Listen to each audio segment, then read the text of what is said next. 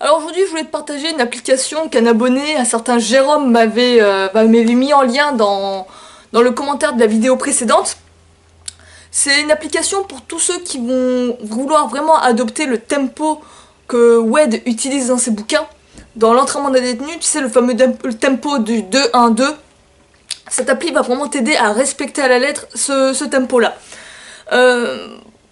Pour ce faire, au début, j'utilisais souvent un métronome, une application spéciale métronome, tu vois, pour vraiment indiquer les secondes sans avoir à les compter. Tu sais, c'est le métronome, c'est ces espèces d'instruments pour mesurer le tempo et la vitesse pour la musique, pour déterminer le rythme. Et là, je l'avais utilisé pour justement utiliser un tempo à la WED. Le problème avec les métronomes, c'est que t'es obligé de les compter, t'es obligé de compter quand même les secondes. Et en même temps, tu dois faire ça, faut aussi que tu comptes tes répétitions. T'as vite fait de t'embrouiller et c'est pas vraiment pratique. Là, avec cette appli, c'est vraiment l'idéal parce que déjà, le tempo de WED est directement intégré dedans, est directement réglé, donc tu t'as pas à le re-régler derrière. Et en plus de ça, il compte les répétitions à ta place. Donc, je vais te montrer comment ça marche. Il est tout simple comme application, c'est une application gratos, ça s'appelle Convict Metronome. Donc je te mettrai le lien en description. Je vais te montrer comment il marche et on se retrouve après. Tu vois, quand tu l'ouvres, tu arrives directement sur cette interface, on va dire. En gros, regarde, je dis fait dans les paramètres, il n'y a que ça en fait, comme bouton, il n'y a pas grand chose. Donc Show Help, alors si tu décoches ou que tu le coches, donc Show Help en fait, c'est en anglais, je vais juste le traduire, c'est que ça te montre les indications, tu vois, là par exemple ça te dit tape sur le compteur pour le mettre en route si tu préfères, tout résume, je savais pas comment le traduire, et tenir le compteur pour finir un set. Donc il faudra que tu maintiennes ton doigt appuyé pour indiquer que le set est fini, que ta série est finie. Et là ça t'indique le nombre de séries que tu as faites. Donc là tu décoches, ça te l'enlève, ça reste que les 7, que le nombre de 7.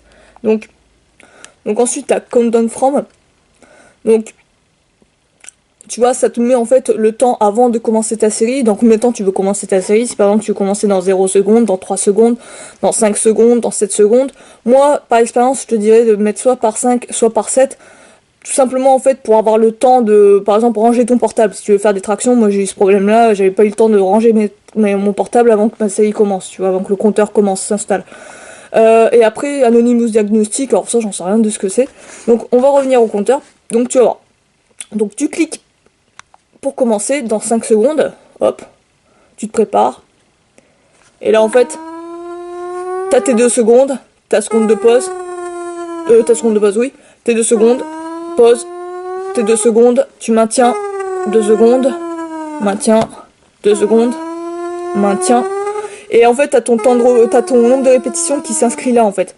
Par contre, le son est vraiment insupportable quoi. Clairement, putain, j'ai cru que c'était une blague quoi. Franchement, juste écoute ça quoi. Ils sont sérieux quoi, ils ont mis ça. Putain, comment tu veux mettre ça sans des écouteurs dans une salle de sport toi? Enfin bref, ensuite, si tu veux mettre pause, par exemple t'es fatigué sur ta série mais que tu veux pas considérer que t'as fini ta série, tu mets juste pause, tu vois.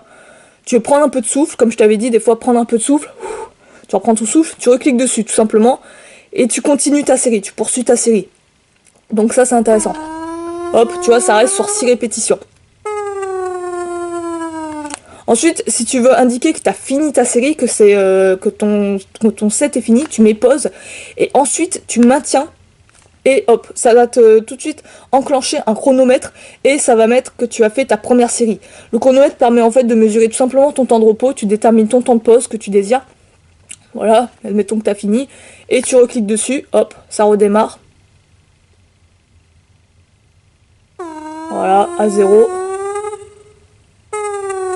Ça suit vraiment en fait bien le tempo. Et là hop, t'as fini ta série, tu rappuies et deuxième série. Donc elle est toute conne l'application, elle est très simple, très instinctive. Donc t'auras pas de problème à l'utiliser. Elle est gratuite donc profites-en, n'hésite vraiment pas.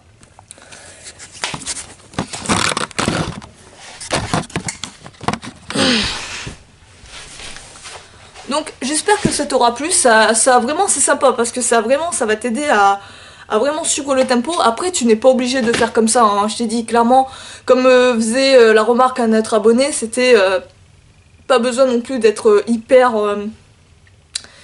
obsédé par ce tempo là. Du moment que tu contrôles le mouvement, si tu respectes pas à la lettre très précise les 2 secondes, les 1 seconde, les 2 secondes, c'est bon, c'est pas la mort, tu vois.